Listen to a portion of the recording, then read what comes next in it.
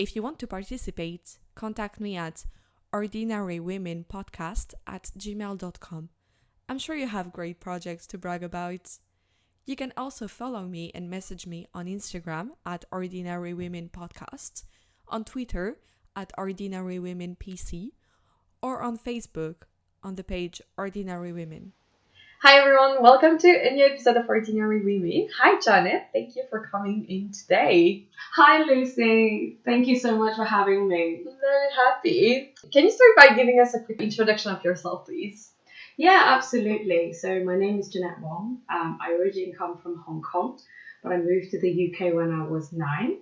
And what else can I say? I guess I currently live in London.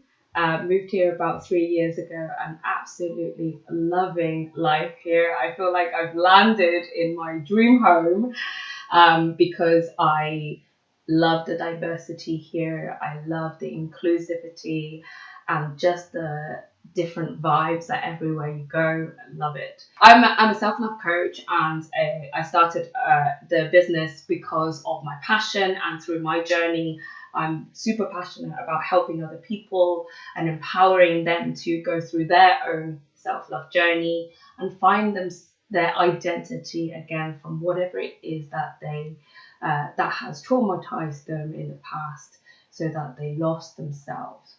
What I find is that self-love is such an important thing throughout every person's life, whether it is a man or a woman, to be honest. But I do have a speciality with women, and that's why I'm here today talking on your podcast. Amazing! Can't wait to hear even more about it. And can you tell us something unusual about yourself? Something unusual about me. Very random one. I love straight pieces of paper. I get really upset when they get creased. Oh, It's a very weird thing. Yeah, a very weird thing of mine where I guess that's part of it. Trying to self-analyze now as to why this is the case. I guess part of it is because I like it when things are undisturbed. Yeah. And so when a piece of paper is like super straight, you have that feeling of calmness and like smoothness that isn't unrippled. But as soon as you have like a slight kind of corner that's creased, you're like, oh no! It's not as it should be. Yeah, it's probably a little bit of a need for control element in there, but I don't think I've ever admitted that in front of anyone. So there you go. Well, thank you very much for sharing this. Yeah, and since on this podcast we talk a lot about being a woman, I like to start by asking, was there a moment or an event in your life when you realized that you are a woman? That's a really interesting question. And it's probably one that I should ask myself more. I tend to identify myself as a bit more masculine, having been in corporate jobs and being trained up and having 2 brothers as well. Kind of, I grew up trying to be more masculine than I probably am naturally. I think the most recent situation where I felt like, oh, I really am a woman was actually yesterday. I went to a heels class. And for everyone who doesn't know what a heels class is, you basically get taught how to dance and move in heels. Ooh, high heels. Nice. I've always wanted to do that. It is super fun. I definitely recommend it. If you've never tried it, go and try it. Because what you get is you get to learn something different. You get to get yourself outside of your comfort zone. You've got to look at yourself in the mirror and think, I'm sexy, I am feminine, I am powerful. And through that, gave me a very uncomfortable experience yesterday. But then afterwards, I felt so me. I felt so womanly and very much like embracing that feminine power. So that's probably the most recent experience, and it was brilliant. I loved it. That's super cool. Oh, I want to do that now. Yeah, That reminds definitely. me, there is a woman, I think she's a journalist, I want to say at BuzzFeed. And she did kind of this. She did a video where she said that she learns how to dance in 30 days, I think. Mm. And basically she explains at the beginning of the video that she did that because she always felt that she always is kind of playing a bit like goofy masculine girl, and she wanted to like feel feminine, sexy, and she thought that dancing was the best way for her to do that. Yeah, I'll share that video with you because Yeah, please do. I think I've seen something similar, and maybe that's what subconsciously triggered me to want to do that, because when you learn to dance in heels, you can't help but move your booty a little bit more and move those hips and be more feminine. And I remember the teacher yesterday, she was like, if you have no booty, we're going to create one for you today. If you have no chest, we're going to create you one for today. And I think like you kind of really embrace every curve that you have, but also every curve that you thought you didn't have. Yeah. And that's really important. And just being able to look at yourself and think, hey, sexy, I'm here today. That is a super fun experience that not every woman gets to do on a daily basis. You get so busy with work, with children, with socializing, with everything. Just because you dress up doesn't mean you will feel sexy and feel womanly or feminine. Completely. Thank you for sharing this. I hope it inspires a lot of people to do that. Definitely inspires me. I hope so. And did you grow up with any female role model? Yes, I had a very strong female role model when I did my internship in Hong Kong. I used to go back once a year during the summer holidays, and as a student, I wanted to earn my own money. So I went and did an internship at a company called Moody's. And within that, there was the VP of Business Development. That's who I worked under. And she was a Malaysian lady. And back then, you know, when you got your own room and you've got your own secretary, that was like the really cool thing to be. And the one thing that happened, and the most incredible kind of like wow moment for me was, it wasn't meeting her, it was actually seeing her in a business meeting. We went to the client's office, you know, as a business development VP, you've got to sell your services. But it was what she said that made me think, wow, this woman is special. She said to the client, you don't have to come for my services. You don't have to buy my services. But I know you want to. And she was ready to walk away. And in my head, I was like, you can't say that. Like, I'm like, what do you mean? You're supposed to be selling your services. But then guess what? The client walked, of course. And it was that, I think now thinking back, it was that confidence and that inner power of not letting the other person decide your fate, not letting the other side or anyone external to you tell you how much you're worth. That for me, I didn't realize it at that time. I just thought she's really cool. But now thinking back, this is the reason why. And I think like another one of my role models, if I can be greedy and have two, is my mother. Mm-hmm. My mom, she's done absolutely everything within her power and even beyond her power to make sure that me and my two brothers grew up with the best education and survived this, you know, in her model, this difficult world and challenging times. But for me, what is the most important thing is unconditional love. I have not experienced unconditional love from anyone as much as from my own mom. And mom, if you're listening, thank you so much. I wouldn't be here as I am without you. Oh, she sounds cool. Hello, Janette's mom.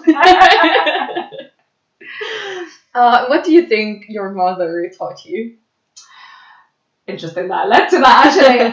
Well, one I mentioned unconditional love, but I think the second one is around resilience, and also you can absolutely pave your own way to where you want to be. She was the head of English in Hong Kong. She gave up her job for her kids, i.e. us, and came here to be a housewife. It was really difficult. She never used to cook. As a super successful professional, we had a maid at home who did all cleaning. She came here. She had to look after the three of us, earn all the money, and still she thrived. But I know that she's now back in Hong Kong. But years later, after she left, she was still having anxiety attacks and having nightmares about not being able to help us, not being able to serve her clients who were like the children that she was looking after. She was a guardian as well, not being able to help those kids and serve them on time and give them food and etc. That was years. So she put herself through that for us. And it is something that is absolutely irreplaceable for me. On the flip side, there's also, I learned that I have to be super careful about how I interact with my kids. I don't have children right now, but seeing her and also my friends who have kids, I have to be super aware of how I interact with them, the message that I'm sending them. It's not overpowerful, but also it's not that so you pick out only their negative stuff, because that imprints a negative pattern, and it impacts on their self-love and their self-worth. And I think that's one of the other the flip side that I learned from my mum. But throughout all of this, I'm super grateful for every lesson that she's taught me, because I wouldn't have grown to the woman that I am now otherwise. Oh, well, I'm happy that you did. That you're here. And do you currently have any role model? Currently, I do. I do have role model. I actually, again, I'm going to be greedy and have two. Yeah, go for it. So the first one is my mentor, Peter Sage. So he has this incredible energy. He's super authentic. And the way that he has portrayed himself and also demonstrated his own authenticity, worth, and identity, and his kindness towards the world has been tremendous. Going through his course, which is called the Elite Mentorship Forum, which I'm also a trainer for, has completely transformed my life. Self-love became a real thing for me. And I truly understand self-love, not just from having the bubble baths. Self-love is, yes, it's about the bubble baths, but it's not just about the bubble baths. Self-love, it's also having that self-awareness and being aware and having that conscientiousness and desire to work on yourself continuously. So he's one of my role models, and that's why I trained to become one of his trainers for his program. The second one that I have is Lisa Nichols. So she is someone that I met through Law of Attraction and also through Mind Valley. I say met, i.e. digitally met.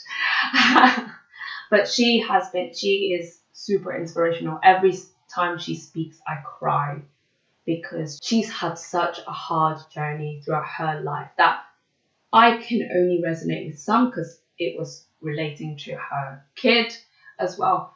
But, and like I said, I don't have children, but still, the way that she inspires people continuously to say, just because you started off with nothing doesn't mean you got to end with nothing. And just because you were told you were different doesn't mean that you're not worthy now. This is the thing that has really propelled me forward on my journey. She sounds amazing. I didn't know her, but I'll definitely please check her out. Like, she's absolutely incredible woman. She sounds like it. Yeah. And she's an amazing public speaker as well. Yes. And she came from a background where she was told, you can't speak, you're dyslexic, you can't write. And now she has like millions and millions of followers. So I want to be like that. So that's why she's my role model as well. Amazing. Wow, very cool people. And do you think that the lack of representation of women in society had an impact on you? Actually, this is something that comes up very often as a topic of discussion, especially when you've got a mixed group. And it's really interesting because I think it's not something that I've been aware of, to be honest. I know that there's a gender discrepancy, there's a pay gap, there's everything, and it really does exist. But for me, I find that instead of, for myself, I'm not focusing on there is a gender difference and there's a misrepresentation. I'm focusing more on what can I do to serve the world. The world is man and woman. It doesn't matter whether you are male or female. It doesn't matter if you are transgender or what your sexuality or whatever it is. It doesn't matter. We are human. We are all equal. Your race, your looks, everything. We're all equal. So I don't see it as in society there is a difference. Just because you're a man doesn't mean that you don't get discriminated against. Just because you're a woman doesn't mean that you don't get a label put on you. So for me, the focus is how can I be the best version of myself today? And how can I serve the world best today? Cool. And what do you do for that? Or what's the last thing that you've done? The last thing that I've done, I think, for being the best version of myself is exactly like I've done live today. Oh, why do I like really straight pieces of cake? It's a bit like, it's a very interesting thing, but when you train up your mind to start thinking through every decision that you make, everything that you like and dislike, you find a much more complex side than you originally think that you have. There's so many habits and patterns that are running in the background subconsciously that we're not aware of. And unless you start tapping into that, you don't get to progress yourself in the way that you would love to, and you don't feel as fulfilled, because the more you learn about yourself, the more that you can be more compassionate towards others, and also by then you're serving other people. Just putting a smile on someone's face is one of the biggest drivers of mine. But in order to do that, I had to really grow. Yesterday, I was with my friend having a drink on a rooftop bar, as you do. And we saw this lady sat there on her own. And a lot of people, and I think definitely the old me, I would have thought, she's so lonely. What's she doing on her own? Oh my goodness. Do you think like her boyfriend ditched her, or like do you think her friend was she supposed to have a date? That was the old me, and that was because I went through that a lot. I was never able to go out on my own, even to do grocery shopping, before I started on my personal development journey. Oh wow! Because I was too scared of being judged, even if I was on the train or a bus to go and see friends. I felt like, oh my god, they're looking at me and they think I'm lonely. I'm a loner. I have no friends. How stupid is that, right? But that's where I came from. But now, and yesterday, I was like, wow, I love that. She's sitting there and just enjoying the view, taking some selfies, having a glass of champagne to herself. I loved it. Living the life. Living the life, exactly. And I went to her yesterday and I said, I love your vibe.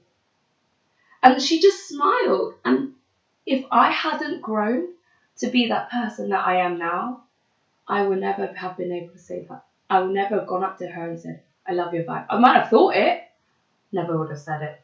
But saying it is more impactful than thinking it. Oh, that's a very cool story. Thanks so much for sharing it. Thank you. That's so nice. Yeah, do you now do things on your own as well? Oh, all the time. I mean, like, just coming here, I would never ever have been able to just take on this opportunity and go on someone's podcast just because we met properly today, and I would never have done that. I'm like, oh my god, who is this woman? Like, I don't know this person. I can't go and talk to her.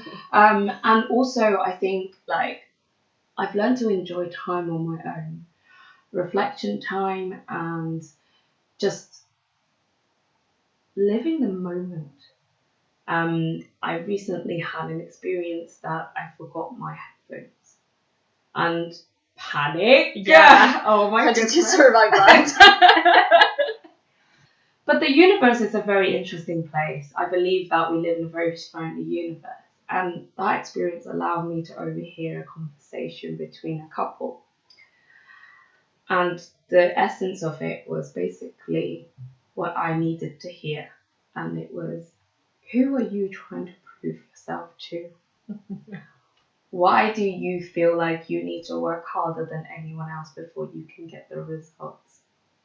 You don't get that if you just listen to your music or your podcast or whatever else constantly. You don't get to live in that moment. You're always living in someone else's moment if you've got headphones on. So just being able to have that presence to half eavesdrop on that conversation. I wasn't really trying to. I was trying really hard to not listen, but I think my brain was picking up on these things because I needed to hear it at that time. So that's the beauty of it. Oh, that's cool. That's very cool. Cool. I'd like to talk a bit more about something that you've done, like a project or achievement or something that you're proud of. What do you want to talk about? I think to date, the proudest project that I've done is literally starting out my business and really owning it. I went from being a corporate employee. I love my job, by the way. It wasn't that I hated my job and I wanted to move, but it was more relating to the fact that I see myself as I have a purpose that I want to fulfill, which is to serve other people. And I wanted to find a medium for doing that. And the way that I discovered it was through changing my identity from I'm an employee earning money to pay my bills to I'm a self-love coach, I'm an entrepreneur. And that journey has been challenging, to say the least, but it has been so worthy. I'm super proud of myself, but I'm also super proud of everyone who's helped me through on that journey because they have been instrumental in the way that I have grown. Without them, I wouldn't have been able to do what I can do now. It's not just my family, it's also my friends. And every person who has worked on themselves to grow themselves has helped me grow me too. And that's like one of the proudest things that I've done, I think. Like help them and help myself at the same time. It's been an amazing journey. Oh my god, amazing. I have so many questions. So But yeah, the first is like, can you explain a bit more in like why you started it? So you you touched on that already a little bit, but can you go a bit further in details about why you started your business? yeah, absolutely. To be honest, when I first started my personal development journey 3 years ago, I was not thinking, oh, I'm going to become a coach one day. Yeah. I started that journey through, I was in depression. I had no idea where to go. I didn't know what to do with myself. Every day I asked myself the question, what does happiness mean? I couldn't find the answer. When I got through that and got out of that, I was fortunate enough to kind of come across lots of different people and lots of different amazing coaches and mentors out there. But the reason why I started it was because I realized that self-love is so important. And as I mentioned before, through Peter Sage's program, I found authenticity. I realized that authenticity is not, I'm an honest person, I don't lie. Authenticity is more important when it's relating to yourself. Who are you really? Who are you as a human being? What are you here to do? For those of you who know Tony Robbins, he always talks about the 6 human needs. And just to very quickly list them: certainty, uncertainty, significance, love and connection. That's groups in one. Then you've got growth and contribution. Humans are made for growth and contribution. And I was desperately trying to find a way of how can I contribute more to this world, because I know I have so much more to give. And when I got to the point where Peter was looking for trainers, at the beginning, I must say, I was like, nah, this is not for me. I'll go find something else. And then 2 months later, I have no idea what happened. I was like, this is totally me. And I signed up for it.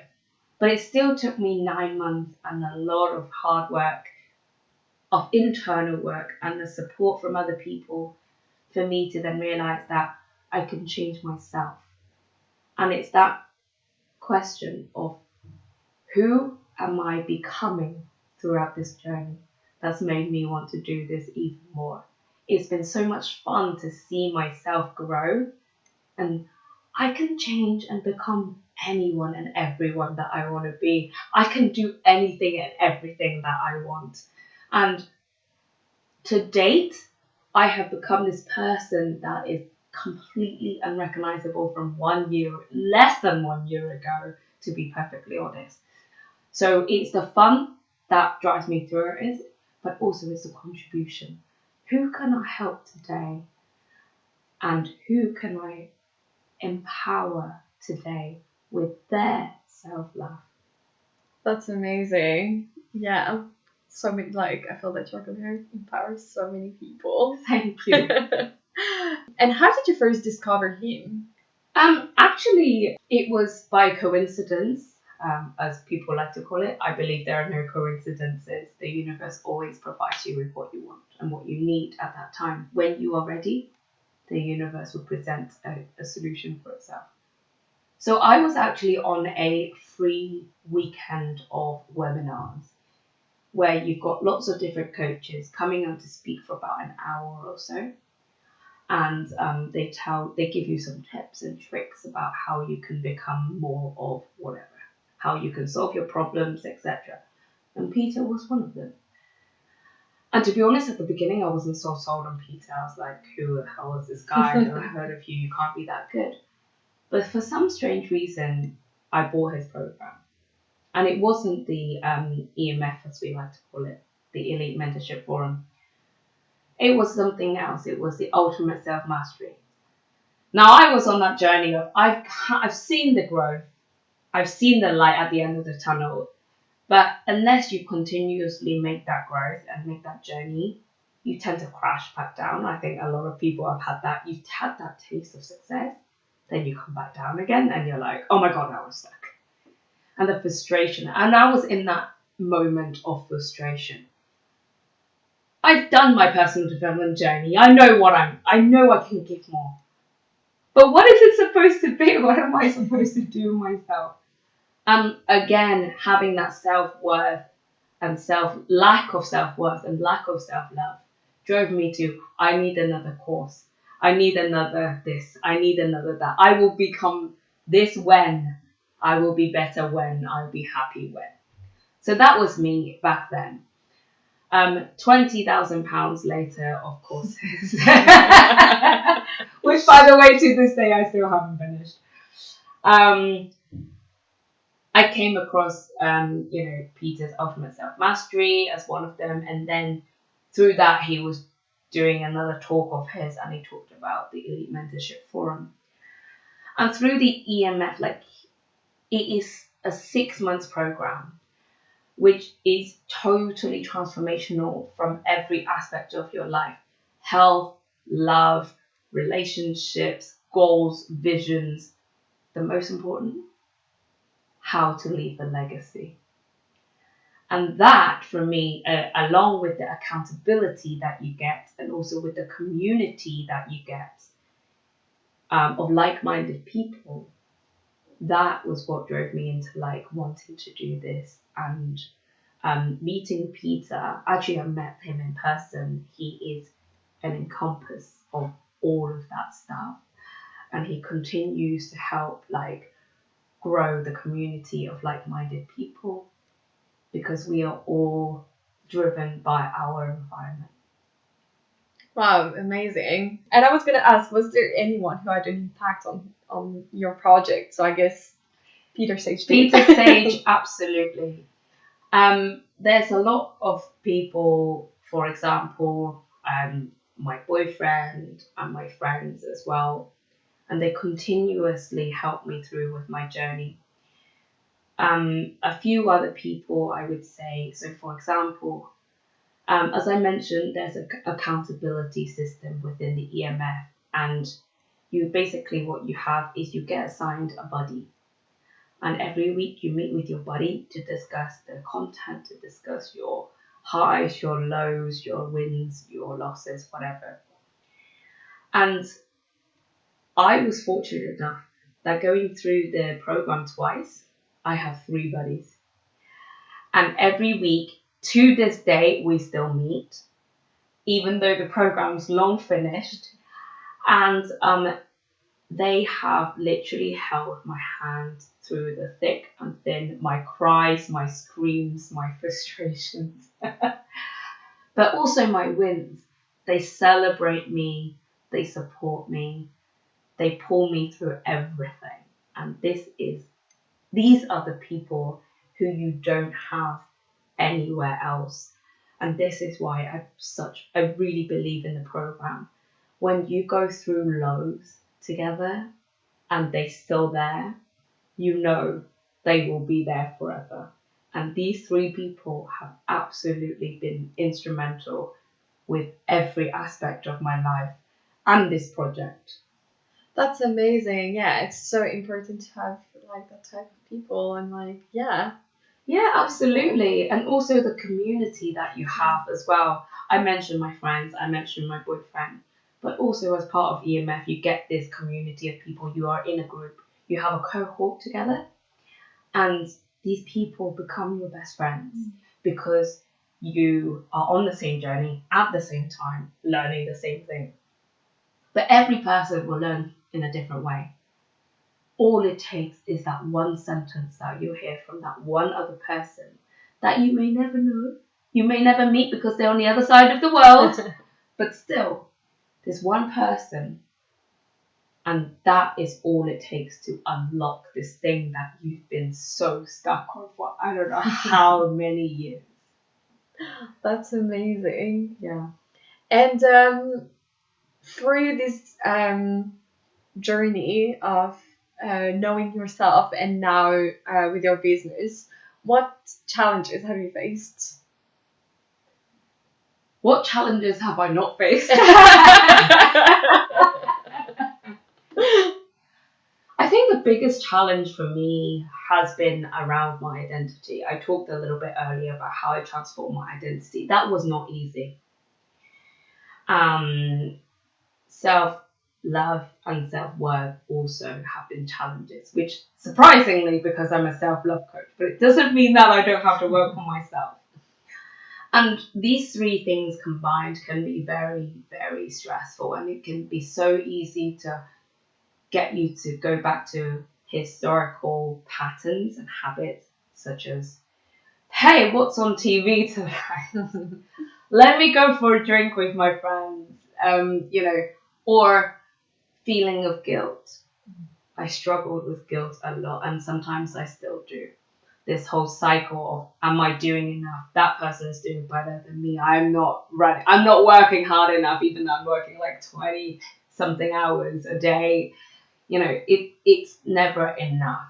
But it's these challenges, and I think the thing is to realize you're always going to be a work in progress. And Peter has this very funny saying: when you are done learning, expect a bus.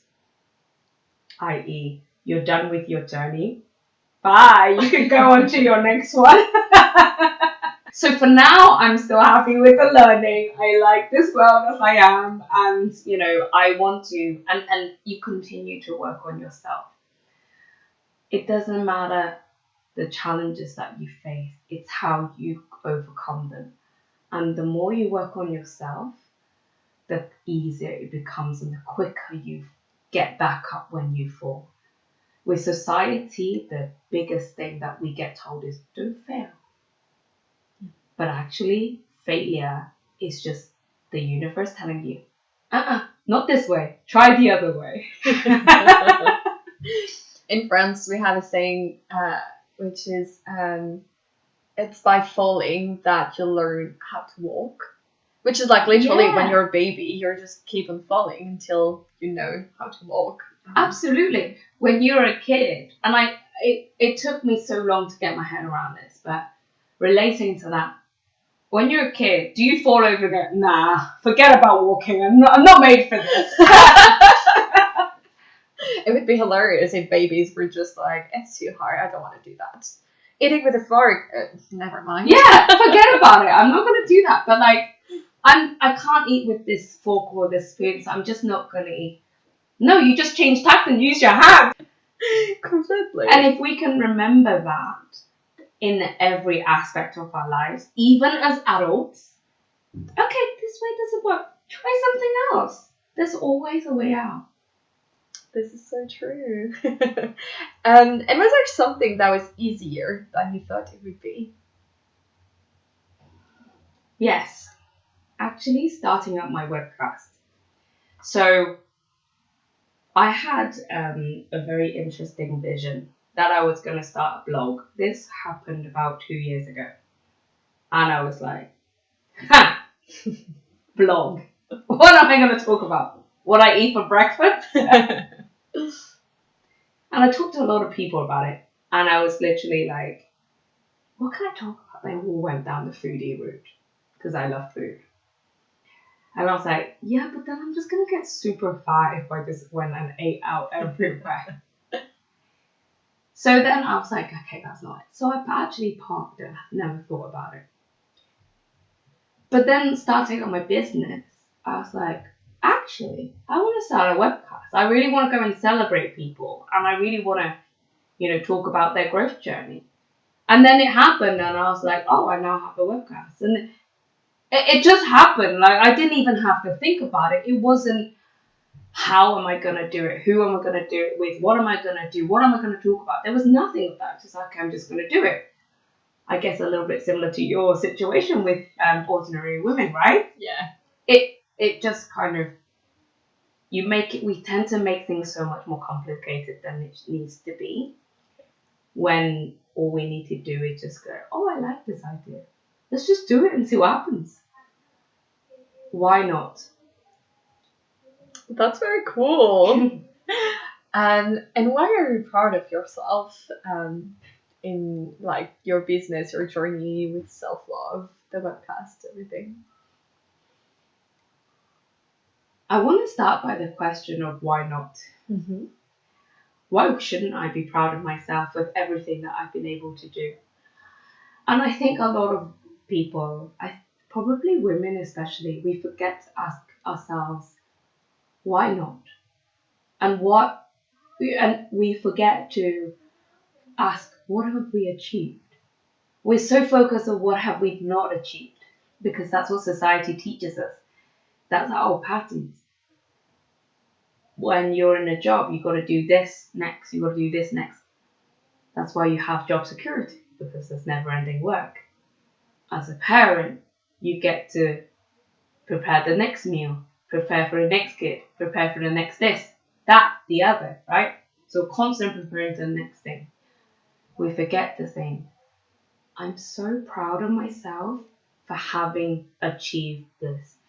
I'm super proud of myself for having worked through all of my traumas and my being someone who wasn't able to go out and anywhere.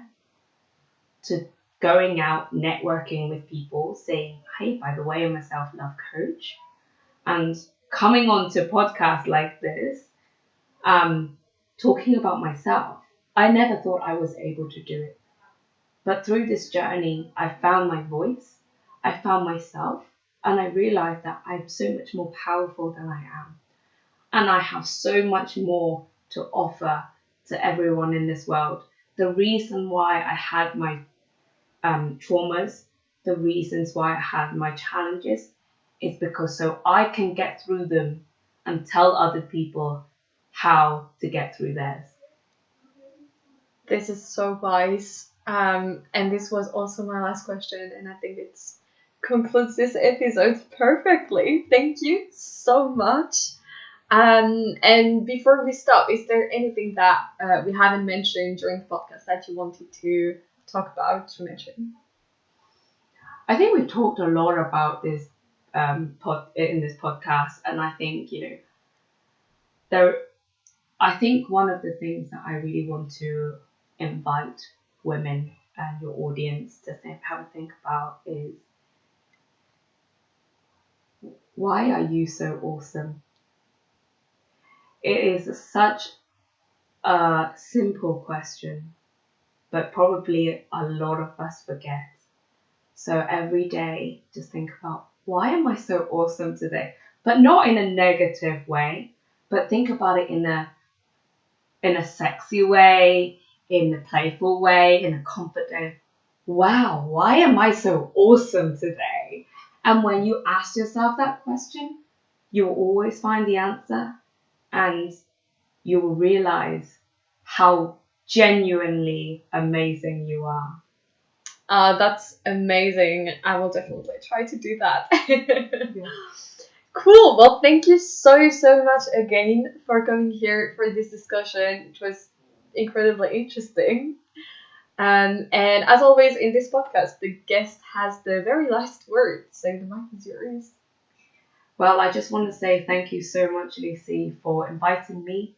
And thank you so much for actually starting this, despite it pushes you out of your comfort zone. It's not easy, I know, but you continuously challenge yourself. And I really hope that all of your audience will be inspired by you to become the best versions of themselves every single day.